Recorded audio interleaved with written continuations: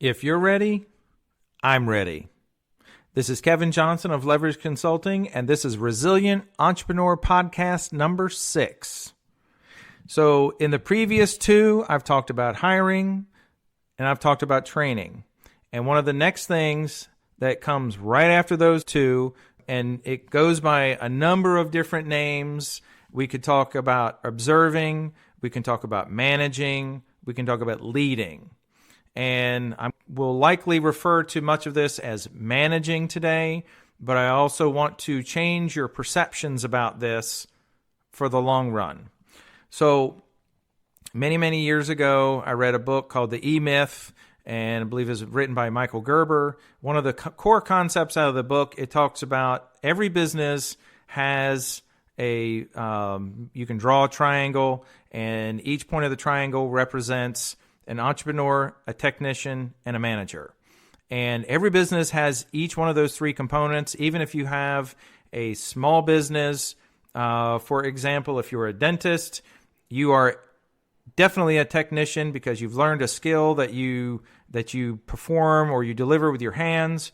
But if you started your own practice, you are also an entrepreneur to some degree. You have some level of managerial skills or components about you as well.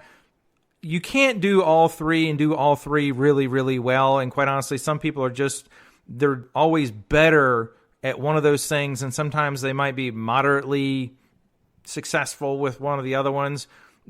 It's highly unlikely any of you are super successful at all 3. With that being said, we get into the managing parts of things. And for most of the people that I work with, the owners are also the technicians. So the more they can leverage themselves by hiring somebody who's a good manager, then the more they can focus on doing the thing that this business is designed to do. Whether you building houses, you're an oral surgeon, you're a dentist, whatever it may be.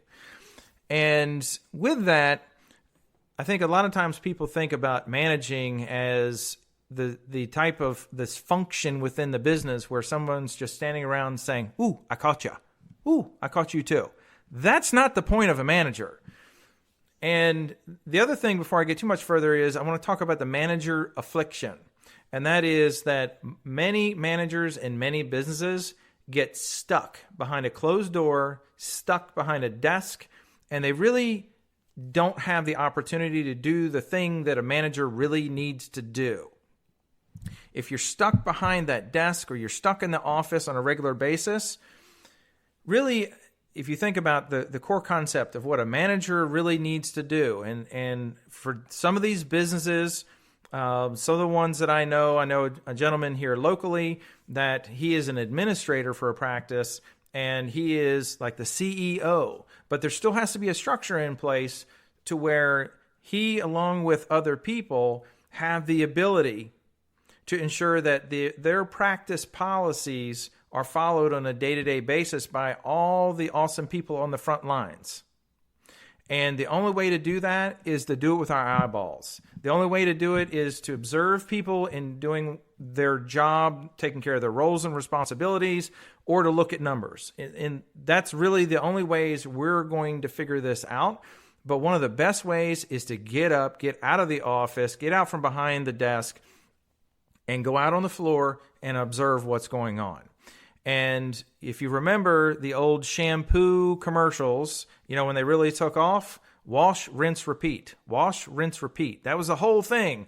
To get people to shampoo more frequently or to use the product more is just that simple thing of wash, rinse, repeat. Well, that's in a sense what we need to do as a manager or a leader. And that's really where I want you to start shifting your mentality, is thinking about changing how we view this.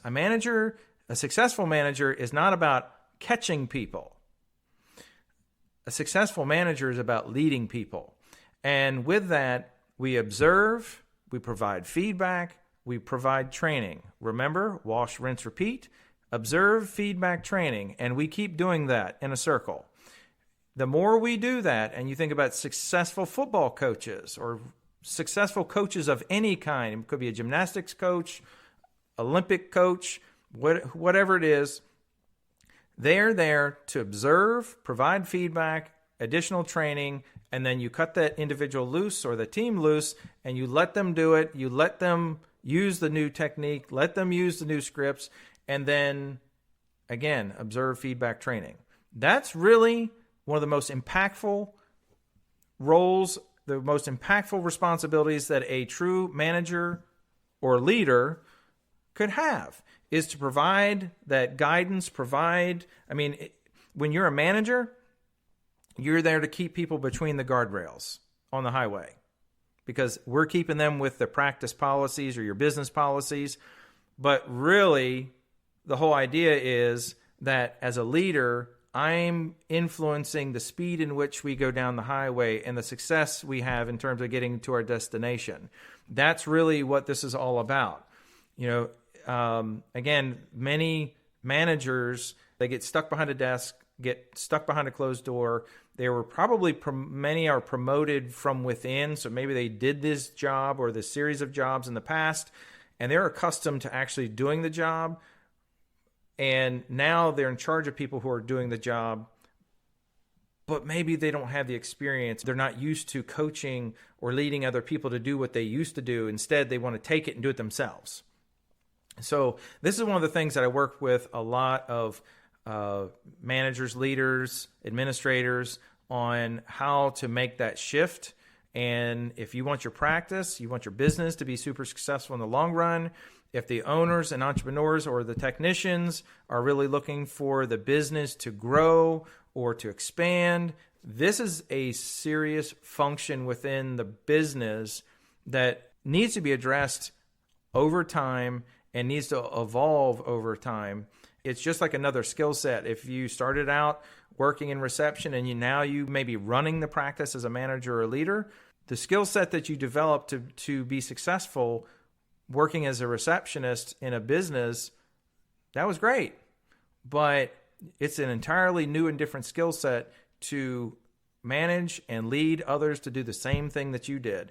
And even as those managers, leaders, administrators, and so on evolve themselves, they can even get to a point to where they evolve, where they're managing less. So if you took a 40-hour week, the ratio of the time that they manage to lead, their management ratio drops, their leadership ratio starts to increase, and over time you can get it to a point to where you add something different, and they really become a rainmaker for the business as well. They can be the type that reach out to other businesses, B2B type marketing, if you will. They become a rainmaker within the business or practice when it comes to patients and referrals and things like that.